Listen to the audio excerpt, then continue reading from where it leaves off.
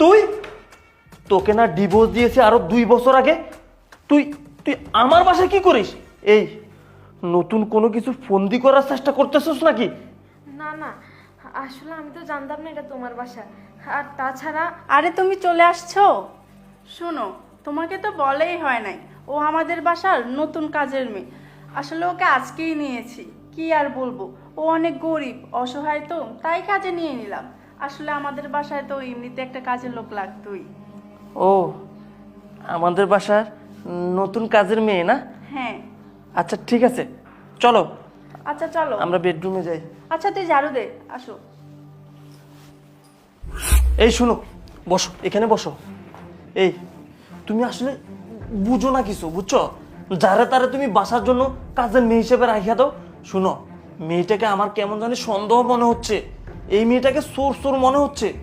আরে না, তুমি কি যে বলো না, ওই মেয়েটা কত সহজ সরল, এমনিতেই ওই মেয়েটার মুখে একটু মায়া মায়া আছে, আমার মনে হয় না যে। আরে তুমি আমার কথাটা বুঝতে চেষ্টা করো। এসব মায়া মায়া দেখাই না, বড় লোকদের বাসায় ঢুকবে, এরপরে চুরিদারি কইরা স্বর্ণ অলংকার টাকা পয়সা সব নিয়ে পরে বাঁচবো। আরে না, তুমি ভুল বুঝতেছো, ওর সাথে আমি অনেক কথা বলছি তো, আমার এমন মনে হয় না। শুনো, তুমি কি বলছো না বলছো সেটা আমার জানার দরকার নাই, কিন্তু আমার মেয়েটাকে খুব সন্দেহজনক মনে হয়। এই মেয়েটা দেখবে 2 দিন পরে আমাদের বাসা সব কিছু নিয়ে ভাগবো। তুমি এক কাজ করো, মেয়েটাকে বাইর করে দাও ঘর থেকে। আরে না, শোনো না, মেয়েটার নাকি 2 বছর আগে বিয়ে হয়েছিল, ওই স্বামী নাকি ওকে ছেড়ে দিয়েছে, বুঝছো? কি বললা?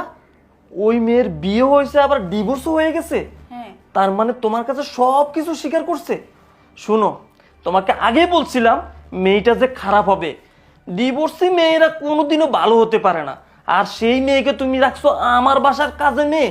শোনো, তোমাকে ভালো ভালো বলতেছি, মেয়েটাকে আমাদের বাসা থেকে বের করে দাও, না হলে যে কোনো সময় আমাদের একটা বিপদ হবে। আরে তুমি চুপ করো তো, তোমার মাথা শুধু উল্টা পাল্টা চিন্তা ভাবনা, ওই মেয়ে এমন কিছুই করবে না। আচ্ছা তুমি ফ্রেশ হয়ে নাও। শোনো, আমি একটু নিচে যাচ্ছি, আমার একটা পার্সেল আছে, বুঝছো? তুমি থাকো, ফ্রেশ হয়ে নাও। আচ্ছা ঠিক আছে, আচ্ছা। যাও তুমি তাহলে। কি করি আমি এখন? ও আমার ডিভোর্স দেওয়া স্ত্রীকে আমারই বাসায় কাজের মেয়ে হিসেবে রাখছে। না না, যে করেই হোক এই মেয়েটাকে আমার বাসা থেকে বের করতে হবে, না হলে অনেক বড় একটা ঝামেলা হয়ে যাবে। যাই তো। এই সুমি, এই এদিকে আয়, এদিকে আয়। এই বিয়াদব, এই তুই আমার বাসায় কি করিস? এই আল্লাহর এই দুনিয়াতে তোর কোনো আর কোনো জায়গা হয় নাই যে আমার বাসায় এসে তোকে কাজ করতে হবে? এই তোকে আমি সেই